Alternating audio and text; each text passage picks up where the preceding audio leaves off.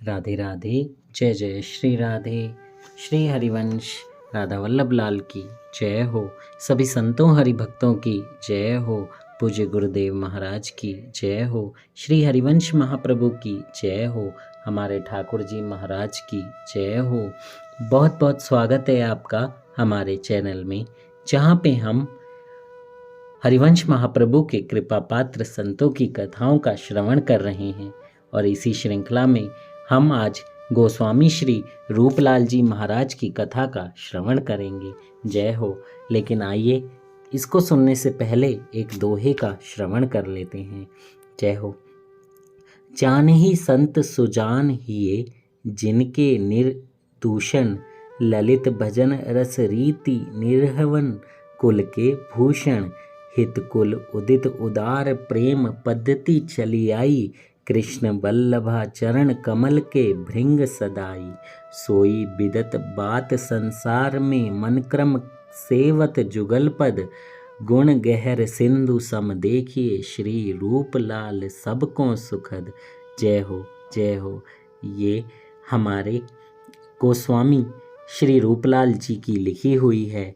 हमने पहले बहुत सारे संतों की कथाओं का श्रवण किया, जो हमारे हरिवंश महाप्रभु के, हमारे राधा वल्लभ लाल के, हमारे हित संप्रदाय के बहुत ही सुंदर और बहुत ही सच्चे संत हैं। आइए इसी श्रृंखला में आज हम रूपलाल जी की कथा का श्रवण करेंगे। जय हो जय हो।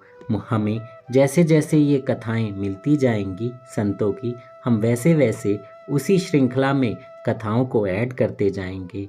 विट्ठल भगवान के भी हमने बहुत सारे संतों की कथाओं का श्रवण किया। पहले हमने गोस्वामी हमारे हित हरिवंश महाप्रभु के संप्रदाय यानी हमारे हित संप्रदाय राधा वल्लभ संप्रदाय में बहुत सारे संतों की कथाओं का श्रवण किया है। उसकी प्लेलिस्ट पूरी अवेलेबल है, आप सुन सकते हैं। आज हम गोस्वामी श्री रूपलाल जी महाराज की कथा का श्रवण करेंगे। जय श्री राधे। रसिकाचार्य गोस्वामी श्री हित हरिवंश चंद्र महाप्रभु के पवित्र एवं भक्तिपरायण कुल में गोस्वामी श्री रूपलाल जी महाराज का जन्म विक्रम संवत 1738 वैशाख कृष्ण सप्तमी को हुआ था। इनके पिताजी का नाम गोस्वामी श्री हरिलाल और माताजी का नाम श्री कृष्ण कुंवरी था।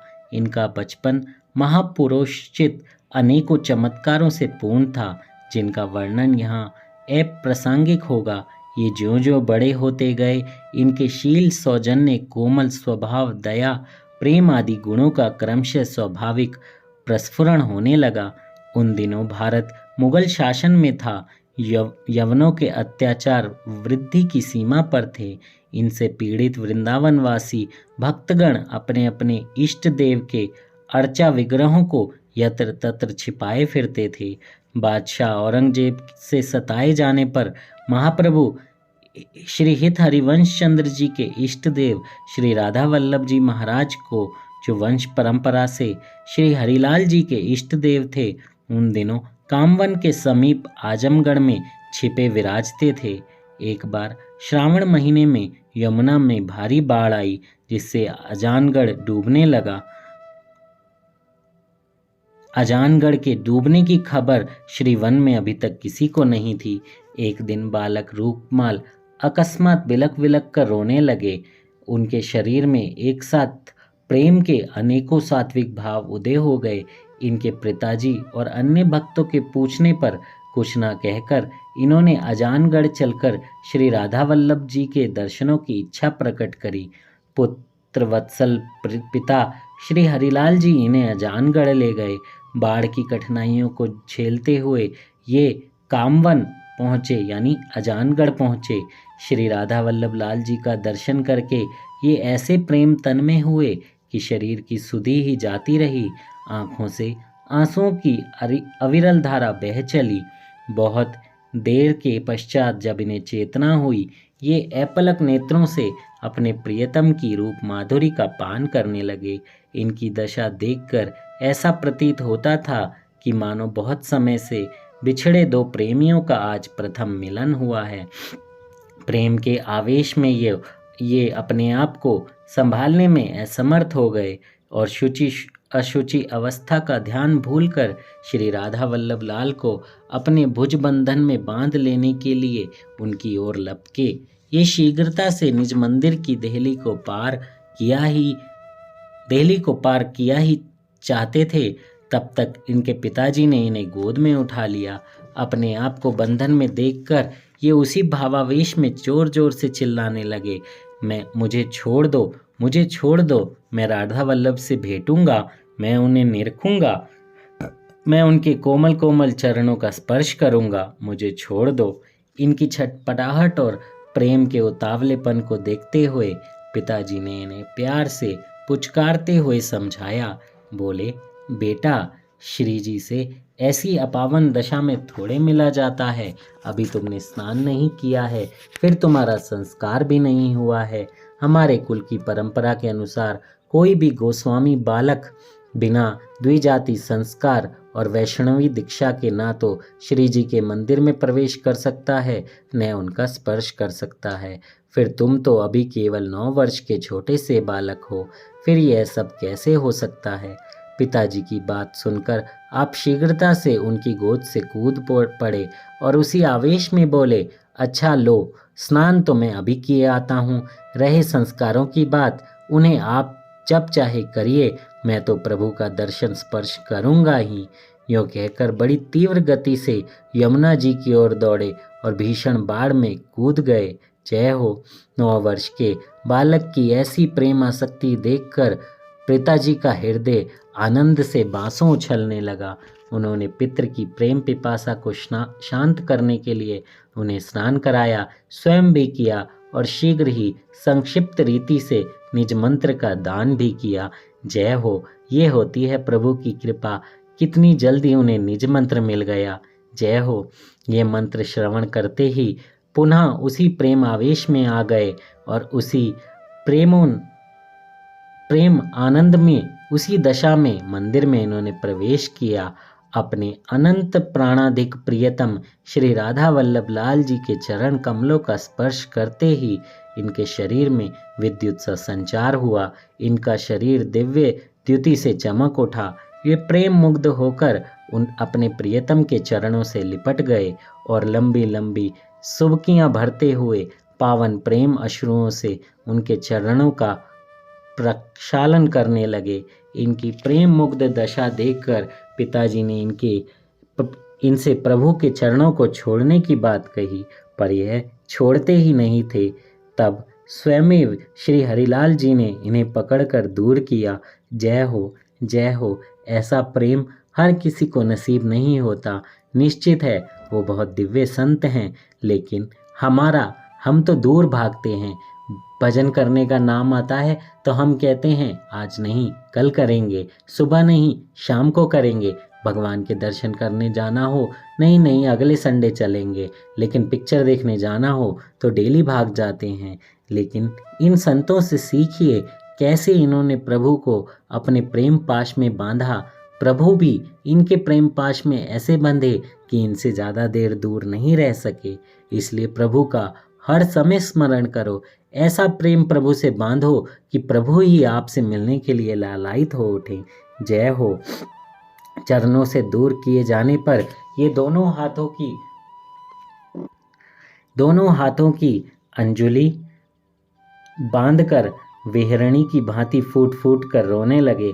बालक रूपलाल का रोदन सुनकर वहां उपस्थित सहस्त्रों नर नारियों का हृदय भी भर आया। अंत में इनके बाबा श्री कमल नयन आचार्य जी ने इन्हें समझाया और आशीष दिया कि बेटा तुम हमारे कुल के भूषण होगे। बाबा के यह वाक्य सुनकर ये लजा गए और शांत होकर एक किनारे पर जा खड़े हुए। पश्चात इसके प्रसादी चंदन, फूलमाला, बीड़ी आदि देकर इन्हें डेरे पर भेज दिया गया। इस प्रकार कितने ही दिनों तक आप पिताजी के साथ कामवन में रहकर श्री जी का दर्शन सुख लेते रहे। पश्चात कामवन से बरसाना होते हुए श्रीवन आ गए। मार्ग में बरसाने की सांकरी खोर से होकर जब ये आ रहे थे ते एक मतवाला हाथी इनकी पालकी की ओर आता दिखा, जिससे सारे अंगरक्षक और कहार पालकी छोड़कर भाग गए। इनके पिताजी भी घबरा उठे, पर परिणाम कुछ और ही हुआ। मतवाले गजराज ने पालकी के पास आकर बालक रूपलाल के चरणों का अपनी सूंड से स्पर्श किया और वह चुपचाप एक ओर चला गया। जय हो, क्यों ना हो, जिन संतों के पुनीत हृदय में राग रोष रहित समता और स्नेह हो, वहाँ ऐसे तमोगुणी स्वभाव वाले जीवों का झुक जाना, अपना स्वभाव छोड़ देना क्या आश्चर्य की बात है। जय हो, जय हो। तो इसलिए कहते हैं कि हम तमोगुणी मनुष्य हैं, हमें संतों का संग करना चाहिए, धामों की यात्रा करनी चाहिए। अभी संत मिलना बहुत मुश्किल का काम है, क्योंकि हम इधर उधर घूमते हैं, नौकरी करते हैं, एक शहर से दूसरे शहर जाते हैं। तो आप कोशिश कीजिए कि आप वैष्णव जनों का संग कीजिए, क्योंकि वैष्णव ही संत जन होते हैं। आजकल के समय में ऐसे संत मिल पाना तो बहुत मुश्किल बात है, लेकिन अगर आप धामों की यात्रा करते रहेंगे, भगवान का नाम जप करते रहेंगे, तो ऐसे संत खुद ही आपके घर आ जाएंगे। क्योंकि प्रभु जब आपको देखेंगे कि आप ऐसे राह पर चल रहे हैं, तो वो खुद आप पर बहुत कृपा करेंगे। जय हो। श्री रसिक कुमारी जी ने तो मतवाले हाथी को शिष्य तक बना डाला था, तो पीछे महंत गोपाल दास जी के नाम से प्रख्यात हुआ। इस घटना से इनके पिताजी खूब प्रभावित हुए और भली भांति समझ गए कि यह बालक कोई साधारण बालक नहीं है, कोई बहुत ही दिव्य पुरुष है। बालक रूपलाल के हृदय में श्री ठाकुर जी की सेवा का बड़ा चाव था। उत्तम आचार्य, ब्राह्मण कुल तथा धन धान्य संपन्न प्रतिष्ठित घर में उत्पन्न होकर भी आप स्वयं अपने हाथों श्री प्रिया जी के रास मंडली की सोहनी लगाया करते थे। सोहनी का मतलब कि झाड़ू लगाना। किशोरी मुहे सोहनी देन सिखाओ, के किशोरी जी हमें सोहनी लगानी सिखा दो। सोहनी, ये भजन बहुत प्यारा है, आप YouTube पर सुन सकते हैं। और यदि कोई इनके इस कार्य को छोटा बताकर इससे निवारण करने की बात कहता, तो आप झट कह देते, तो क्या गोस्वामी श्री हित हरिवंश चंद्र जी ने भवनांगण मार्जनी श्याम अर्थात हे राधे, मैं आपके भवन के आंगन की मार्जनी हो सकूं, यह असत्य ही कह दिया है। और स्वामी श्री हरिदास जी ने तो यह भी कहा है, कुंजनी दीजे सोहनी, क्या यह भी व्यर्थ है। इनके इन शब्दों से प्रस्फुट होने वाली श्रद्धा, भक्ति और सेवा निष्ठा लोगों को निरुत्तर ही नहीं करती, वरम स्वयं सेवा परायण बना देती थी। सेवा की इस लगन से इनमें केवल 11 वर्ष की अवस्था में एक विलक्षणता उत्पन्न कर दी।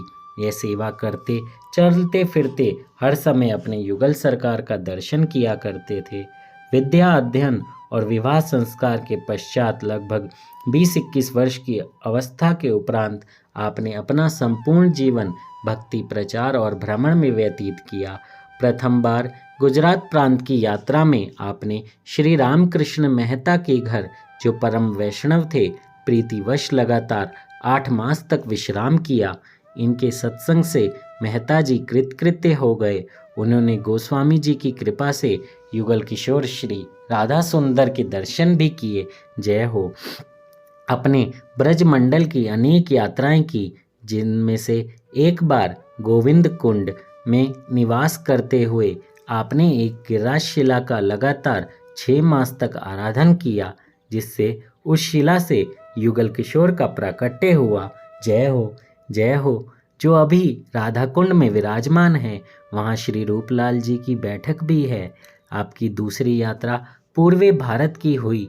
इस समय जब आप जीवों को भगवान मार्ग में लगाते हुए श्री प्रयागराज पहुँचे, तब वहाँ एक महात्मा ने इन्हें सिद्धिप्रद नारिकेल फल देते हुए कहा कि इसे खा लें, इससे आप में अनेक सिद्धियों का प्रकाश हो जाएगा।